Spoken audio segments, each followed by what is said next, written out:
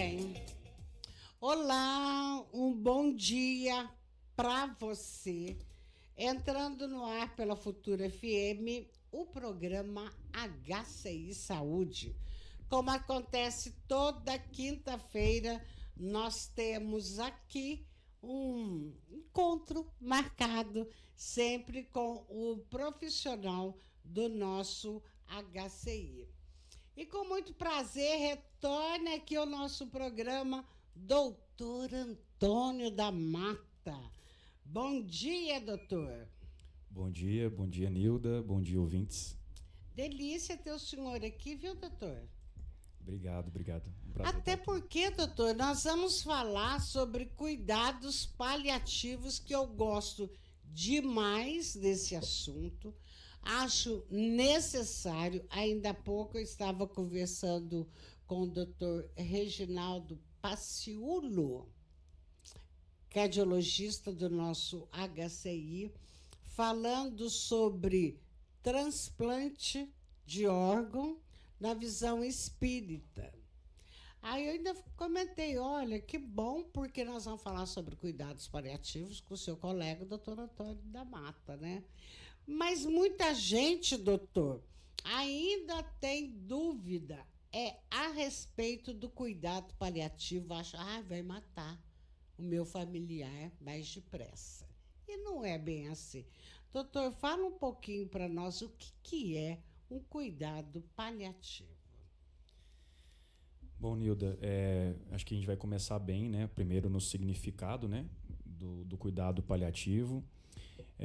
A palavra pallium, né? Do latim palio, vem de proteger, né? Aquele instrumento utilizado em cima dos cavalos e que protege, né, o contato do cavaleiro com o cavalo. A sela. Então, no latim, eles usaram o termo palio, que antigamente era, antes de ser o nome de sela, era um nome que eu não me recordo agora, e eles associaram com proteção. E por isso o nome paliar é um sentido assim. Ah, não sabia, doutor. Exato. Então, o cuidado paliativo é a proteção. Então, essa proteção ela deve acontecer em todas as áreas da medicina. Então, a gente começa primeiro com esse grande ponto. O cuidado paliativo é toda doença que, na medicina, a gente não consegue ter uma perspectiva de cura. Entendi. Exemplos práticos, nem vou falar tanto da oncologia. O paciente que fuma 30, 40, 50 anos, ele evolui com DPOC, enfisema, certo? Nossa. Não tem cura. Ela tem controle, então se o paciente continuar fumando, não passar com o pneumologista, ter os cuidados adequados, Nilda, ele pode vir a falecer por aquela doença. E aí aquele paciente começa a internar múltiplas vezes no pronto-socorro, na enfermaria, pneumonias, até evoluindo a óbito. Entendi. Diabetes. A diabetes tipo 1, ela é uma doença que ainda não tem cura. Então, é uma doença que na medicina não tem cura. Se nós não acompanharmos esse paciente, se nós não paliarmos, se nós não protegermos junto com as terapias para diabetes, esse paciente pode ficar cego, esse paciente pode perder o pé, pode evoluir com insuficiência renal. Então, é uma doença, diabetes tipo 1, que merece abordagem de cuidado paliativo. Outro exemplo prático, Alzheimer. Alzheimer não tem cura. Então, esse paciente ele vai evoluir a óbito em algum momento. Pode ser por uma complicação pulmonar, uma complicação urinária, mas o Alzheimer vai comprometer aquele cérebro, aquele pensamento, e aquele paciente vai esquecendo as coisas, vai ficando mais acamado, vai perdendo proteína, vai perdendo massa muscular, fica magrinho e mais frágil. Então, qualquer doença que pode expor a uma fragilidade, a gente merece uma abordagem de proteção, de paliar. Infelizmente, na pandemia, o cuidado paliativo se tornou algo muito complexo de discutir com os familiares, porque, infelizmente, não foi adequadamente abordado em algumas situações e se tornou como assim, estão desenganando do meu familiar. Não é assim? É verdade. Só que com muita educação, Nilda, com muita calma, com muita campanha, a gente precisa desmistificar isso. A população precisa entender a gente gostaria muito disso, que eles buscassem informações adequadas. Nós também, profissionais, estamos à disposição para isso, para a gente conseguir se colocar no lugar do próximo. Se eu tivesse uma doença que a medicina ainda não consegue curar, como eu gostaria de ser cuidado? Muito bem. Certo? Uhum. Só que o parente, o familiar, isso é normal, tá? Tá. A gente sabe disso, entende isso. Ele quer que o paciente viva a qualquer custo. Só que, será que o paciente quer viver a qualquer custo? É o egoísmo, né, doutor, do familiar, né? Ele ainda não entende que o cuidado paliativo visa a melhorar a qualidade de vida do seu ente querido. Independente da doença, né? Isso. Citamos algumas aqui, nem falei do câncer, que algumas doenças do câncer não têm cura, alguns estágios não têm cura. A gente também aborda na consulta essas proteções, esse cuidado paliativo. Doutor do céu, né? O que seriam esses cuidados paliativos, doutor Antônio? Seria uma comunicação empática. Então, uma comunicação empática é se colocar no lugar do próximo, entender o próximo, escutar. O grande segredo do cuidado paliativo, Nilda, é o paciente ter a oportunidade de falar, de soltar tudo aquilo que incomoda ele, todas aquelas angústias, medos. Me fale mais sobre isso, senhor Antônio. Quais são os seus medos? Como o senhor recebe esse diagnóstico? Quais são suas preocupações com a doença? Como o senhor entende? A gente vai tendo uma comunicação e ali a gente começa a ter um plano de cuidado para que esse paciente, caso evolua mal, nós iremos respeitar os seus desejos. Hoje existe já uma resolução, Nilda, do CREMESP de São Paulo, Conselho Regional de Medicina, que também respalda o médico, que o médico evite fazer procedimentos fúteis. Como assim, doutor? Como assim? O médico tem conhecimento e capacidade técnica de saber a evolução das doenças como um todo. Um diabetes, um Alzheimer, um câncer avançado, uma criança que nasce com uma doença neurodegenerativa, que já está acamada, debilitada, usando sonda desde o seu nascimento. Então, essas patologias, essas doenças, elas merecem essa abordagem do paliativo, porque a gente sabe que aquela paciente vai complicar. Quando ele complicar, como ele gostaria de ser cuidado? Tudo isso vai ser discutido. E aí não tem muito certo e errado. Se o médico sabe que aquele paciente ele está tendo comprometimento gradativo, cada vez mais acamado, será que é justo? Será que é uma distanásia ficar prolongando aquele sofrimento? Isso, Nilda, é complexo, não é fácil, a gente entende isso. Mas o médico ainda tem aquela... Ele é visto como paternalista. O médico define, doutor, o que for melhor para minha mãe, para o meu pai, o senhor pode fazer. Só que quando a gente tem esse tempo, a gente compartilha com a família as nossas preocupações. Olha, nós estamos falando aqui de um paciente com Alzheimer, que está acamado há 15 anos, usando sonda, não se comunica mais. Será que a gente gostaria de passar por um procedimento que fosse prolongar esse sofrimento? Então, o médico hoje ele tem essa capacidade de oferecer a cura, mas de oferecer o conforto e o limite entre a cura e o conforto. Mas isso é muita conversa, é muita comunicação. Isso não é fácil. E, às vezes, numa emergência, num pronto-socorro, a gente não tem esse tempo para ter essa abordagem, tá, Nilda? Acho que esse tempo que a gente tem aqui hoje de meia hora, a gente não consegue falar tudo, mas esse assunto eu estou estendendo um pouco mais na fala, porque é o mais comum. É importante o senhor falar isso tudo, doutor, sabe? E nós não temos ainda maturidade, Nilda, no nosso país, de falar sobre qualidade de morte. Como eu gostaria de vir a falecer, já que eu sou carne? A gente só fala em qualidade de vida. Exatamente. Então, o paliativo, como você bem disse, é uma ciência que prioriza o conforto. Então, o paciente, a gente controla a dor, para ele não sentir dor, para ele dormir bem, para ele ter eliminação das fezes todos os dias, tentar comer na medida do possível, Tem paciente que não quer usar sonda. Por que que o familiar vai ultrapassar essa barreira para ele usar sonda?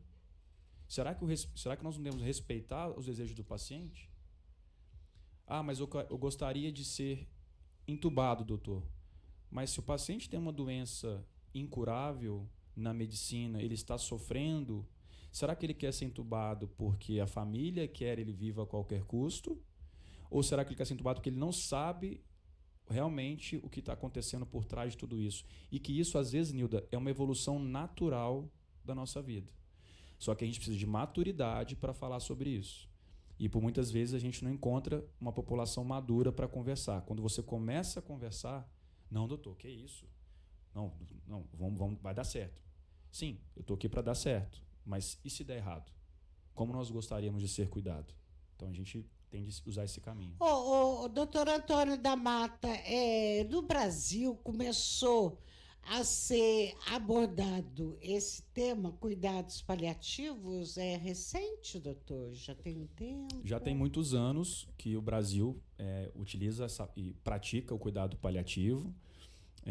Infelizmente, o governo federal, né, ou felizmente, né, ele recentemente, em 2024, ele teve publicação da Política Nacional de Cuidado Paliativo, né, foi final de 23, início de 24, mas ainda assim, olha, nós reconhecemos que o cuidado paliativo é importante, nós reconhecemos que as doenças, algumas não têm cura, nós reconhecemos que as pessoas sofrem no final da doença.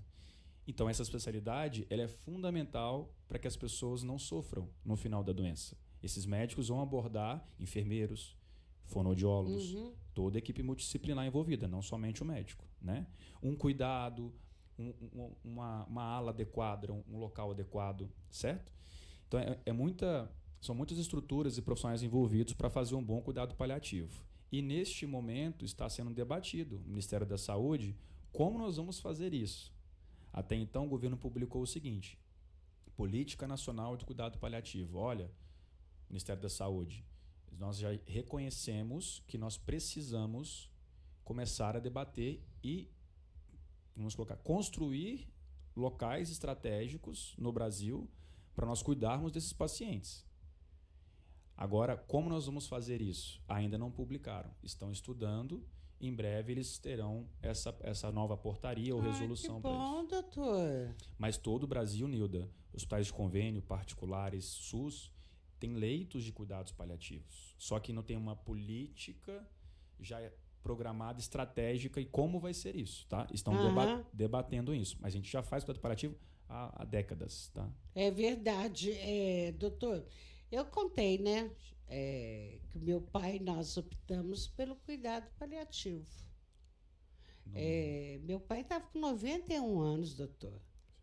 Quando o doutor Raimundo e a doutora Zuleika, seu pai tem que fazer hemodiálise. Meu pai, magrinho daquele jeito, né? Aí eles falaram comigo do tratamento paliativo. Falei assim, se meu pai fizer hemodiálise, qual que é a probabilidade de existência dele? Pouquíssimo. Falei, não vou deixar meu pai fazer, não. Aí, na hora, eu liguei para os meus irmãos e falei, estou tomando essa decisão. Eles, a gente assina embaixo. E, ao lado, tinha uma senhora no mesmo quadro que o meu pai. Só que a família optou por fazer a hemodiálise. Ela não aguentou a primeira. Veio a óbito. Meu pai ainda viveu, acho que mais 7, 8 dias, mas assim, com todo o conforto, a presença dos familiares. Isso eu achei muito legal. Então, acho que todos nós temos que conscientizar, doutor. Em que momento o médico fala para a família, olha, o seu parente, o seu querido tem que fazer isto? Toda doença, Nilda, como a gente conversou, que não tem cura, ou que ela potencialmente na medicina a gente sabe que pode evoluir a óbito, que a gente fala potencialmente ameaçador à vida, deve ser abordado a equipe de cuidado paliativo. Só que, volto a dizer, somos ainda imaturos como serviços especializados no Brasil, no território nacional. Certo. Falta muito. Então, todo médico, todo enfermeiro, todo profissional de saúde que conhece as doenças, o básico, que aquela doença não tem cura ou que ela é potencialmente ameaçadora à vida, Sim. ele deve ter essa abordagem do paliativo. Então, não precisa encaminhar para uma equipe especializada. O paliar, ele deve ser feito por todo profissional de saúde. Claro que existem pessoas especializadas nisso. No Brasil, não temos ainda o suficiente. Então, a gente está educando, tentando fazer simpósio, vou até falar do simpósio em breve, para que toda a população e profissionais consigam oferecer essa abordagem inicial, que na verdade é só um olhar de cuidado, um olhar de escutar, um olhar de planejar como seria o que para esse paciente, para os seus valores, para a sua cultura, seria adequado para ele, para a gente cuidar. Não é o médico, não, tem que fazer isso. Será que se o paciente souber o que é fazer uma hemodiálise, o que é ficar numa máquina 4 horas, 6 horas, 2 vezes na semana, o resto da vida, será que ele gostaria? Então, será que é uma decisão apenas do médico? O médico sabe que seria o melhor naquele momento. Mas será que se o paciente souber que fazer hemodiálise como é o resto da vida, ele vai desejar? Ah, Antônio, então você está sugerindo eutanásia? Não. Eu estou sugerindo que o paciente tem direito a saber de como nós vamos cuidar dele. E se ele gostaria de ser cuidado assim. Só que às vezes a gente não discute isso. Na prática, o médico vê, olha, você precisa disso. Não, doutor, tá bom, faz aí. Mas às vezes, se a gente tiver um tempo de explicar para ele como seria após aquela conduta, os riscos e benefícios, se o médico perceber que o risco é maior que o benefício, ele tem como profissional, como responsável, a não fazer também. Por exemplo, que são mais famosos das intubações, das massagens cardíacas, em pacientes que já têm a doença no estágio avançado. Volto a dizer, Nilda, é complexo vir aqui falar isso. Mas isso precisa ser cada vez mais discutido em fóruns, em simpósios, para a gente oferecer o melhor cuidado e se colocar no lugar daquele paciente que está sofrendo. Porque, às vezes, doutor, a gente acompanha, né, os amigos, os familiares desses amigos, passando por uma fase que a gente sabe que não tem retorno. A tendência é piorar, mas eu acho que muitas vezes falta até maturidade para o médico. Desculpa falar isso, doutor. Sim. Porque insiste, não conversa, não fala para a família, olha, tem cuidado paliativo. Sim. E é por isso, Nilda, que o próprio Ministério da Saúde, o governo federal, já publicou que ele reconhece isso, né? A gente não tem profissionais ainda treinados, habilitados a fazer um bom cuidado paliativo. A gente reconhece isso, a gente está buscando educar mais, estudar mais e trazer as famílias para esse entendimento. Vamos começar a discutir que nós temos finitude aqui na Terra. É verdade. Vamos começar a entender e abrir um pouco nossa cabeça para falar como nós gostaríamos de ser cuidado. Porque, Nilda, infelizmente, a gente não sabe a hora do nosso dia. Não é só estou aqui como oncologista, né, que tenho essa área de atuação em cuidado paliativo também, mas não é só no câncer. Se eu tiver um acidente de carro, quem viaja muito aí estiver ouvindo, vai para São Paulo, Rio de Janeiro, BH. Um acidente de carro, um traumatismo craniano. Você gostaria de ficar numa cama 10, 15 anos por uma sequela de um traumatismo craniano? Então, será que às vezes não deve ser discutido isso? Não que o médico vai fazer um procedimento para antecipar aquele óbito no Brasil. Isso é crime, isso é eutanásia. A gente está falando aqui de ter um plano de cuidado para que esse paciente não seja submetido a procedimentos fúteis, invasivos, que vão prolongar o sofrimento e até vai antecipar, Nilda, às vezes, o óbito. Como a senhora bem exemplificou o caso que a senhora presenciou. Ninguém te contou. O paciente foi para uma hemodiálise e faleceu logo depois. Faleceu, não aguentou nenhuma sessão, coitado. Talvez seria discutido com calma, com a família, e expor. Olha, o risco da hemodiálise desse paciente é maior que o benefício. E, infelizmente, nós não conseguimos oferecer a hemodiálise. Não seria a melhor estratégia, mas vamos cuidar. E isso é importante, Nilda. Nós vamos continuar cuidando desse paciente semanalmente, mensalmente, a cada 15 dias. O que for necessário para esse paciente evoluir a óbito, ter um descanso merecido. Volto a dizer que a gente não tem toda essa estrutura pronta.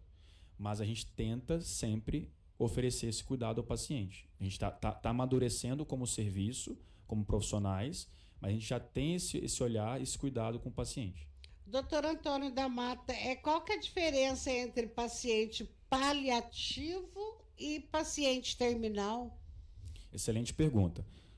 Todo paciente paliativo significa que ele tem uma doença que não tem cura na medicina. Entendi. O terminal é aquele paciente que já a doença está avançando ao ponto que ele está acamado, que ele está com alguns sintomas que ele está falecendo. Tem muitos pacientes, Nilda, com Alzheimer, com enfisema, com diabetes tipo 1, fazendo hemodiálise porque o rim parou de funcionar, com câncer avançado, que vivem 5 anos, 10 anos com as terapias hoje. Eles são paliativos. Eles têm doenças em órgãos importantes que não têm cura. Mas a medicina consegue oferecer estratégias, tratamentos que prolongam essa vida, que discute-se se há qualidade de vida. Para cada um tem um valor. Para o meu valor, eu não me importo de fazer hemodiálise. Será que eu posso lá na frente fazer um transplante de rim e melhorar isso? Então, há uma luz no fim do túnel. Entendi. Para alguns pacientes, não, doutor, olha, fazer hemodiálise, isso aqui que eu estou vendo aqui, eu não quero. Vamos respeitar isso. Então, o paliativo, ele pode viver 5, 10, 20 anos. O Alzheimer pode viver 15, 10, 20 anos. Mas ele não é terminal. Ele não está falecendo ali. Ele tem uma doença que ele merece uma abordagem paliativa, cuidado, um conforto, um olhar diferente, uma comunicação diferente, ser ouvido. Mas não quer dizer que ele está falecendo. Então tem paciente por aí, muitos pacientes paliativos, com Alzheimer, fazendo diálise. O Reginaldo estava aqui, tem paciente com insuficiência cardíaca tomando 10 remédios, 8 remédios, aguardando fila de transplante. São pacientes paliativos. O paciente já infartou 3 vezes, 5 vezes, usa 8 remédios para o coração. Será que esse paciente ele tem uma doença curável? Provavelmente não. Se ele não fizer o transplante, nós vamos conseguir curar? Claro que isso é uma opinião técnica do especialista. Certo. Mas ele está sofrendo. Será que tomar 8, 10 remédios por dia numa doença que não tem cura, para ele estar confortável? Mas esse paciente não é terminal. Ele está vivendo. Então, ele é paliativo porque ele tem uma doença que na medicina não tem cura. Entendi. Mas ele não está falecendo. Ele não é terminal. Doutor, então o governo está estudando arrumar, digamos assim, um local para essas pessoas ficarem. Nos Estados Unidos tem, é particular e é caro. Exato, Nilda.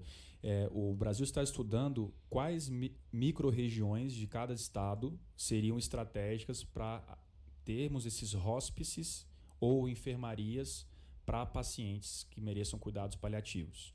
Quantos leitos, quantos profissionais, como que vai ser a entrada desses pacientes, o acompanhamento, ainda não publicaram.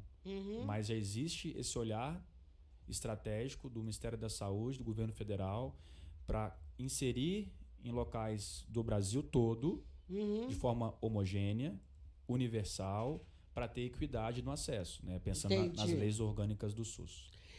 A Cida Lima, bom dia. Trabalhei com... O doutor Antônio é um ser humano espetacular. Trabalhei com ele quando instalou provisoriamente a oncologia no 3º andar do HCI.